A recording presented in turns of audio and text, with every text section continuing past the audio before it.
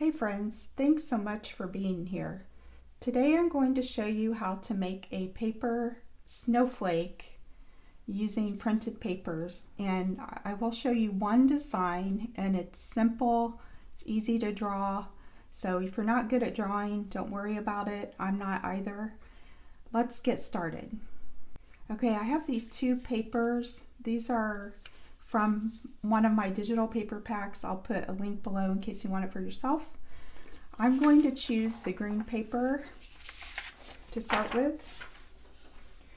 All right, so what you want to do is you have your printed paper, and if it's not square, the first thing you need to do is fold this so that you can create a square. And for the printed papers, you want to keep the design on the inside. So I'm going to fold this over to create a large triangle. Okay. And then I just need to trim this off, and that's going to create my square. You can use scissors to trim this off, but I have this paper trimmer and it will be a little more accurate, so I'm going to go ahead and use that. So now I will have a square, right? But just go ahead and leave it folded with the printed side in. Now you're going to fold it again to create another triangle. So this one will be smaller. Okay, so now we have that. And then what I'm going to do is put this, I was going to say pointy side, but the top part down the bottom so that we have the straight edge at the top. Now you're going to take this triangle and hold it up in the air and take the right side and fold it over about halfway, and then flip it over and take the other side and fold it over.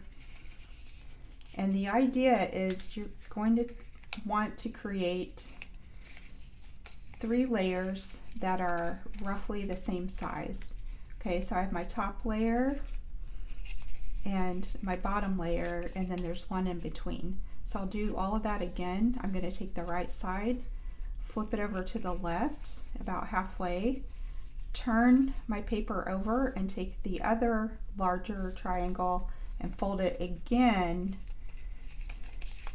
so that it also creates a triangle roughly the same size as my top one. Okay, so once I have everything pretty even, now I can lay it down and deepen the creases. Okay, so I like to do it this way because if I start folding and do a deep crease and it's not even, then I have to go back and correct it. So I found it easier to just do it in the air. And then once I feel like it's pretty even, then I can lay it down and flatten it. Okay, now if you want, you can trim off the top. It's probably a good idea just so when you do your drawing, you don't accidentally draw up here where there aren't all the layers. So just trim the top to the point where you have the excess trimmed off and all of the layers are there. Okay, so now for the simple drawing, the one I came up with is, I'm just going to use a pencil here in case I mess up, but I just start towards the bottom but over to the left a little bit and draw up. And by the way, this, you want to have it like this so that the fold is on the right, the first fold, and then the fold on the left is on the bottom. So the top fold is on the right, the bottom fold is on the left. Okay, so now I'm going to draw, I call it a road. So I go up a little ways from the bottom point and I start making my road pretty even across here from my line to the edge. And then now I'm going to make a road over here going off to the left. And now I'm going to go up continue my road, and then I'm going to make a little bump, a triangle or a mountain, whatever you want to call it, and then make a little bit more of a road. And again, I'm trying to keep this roughly the same size, so I think I'm going to erase this and bring it closer to my fold a little bit. Okay, that's the good thing about using a pencil. Okay, continue my road, and then right at the end, I'm going to veer off to the right so that there's a point here. Okay. So there we go. We have our road going up and then off to the left, and then the road continues. You have your little bump, your mountain, and then ending off with half a point here, because when we fold it out, it will be a complete point. So you'll see what I mean. Okay, now you can start cutting, and I found that using small scissors, it's hard to cut through all these layers. So I got my heavy duty scissors out. The smaller scissors are good though for more intricate designs, but it is kind of hard to cut through with smaller scissors.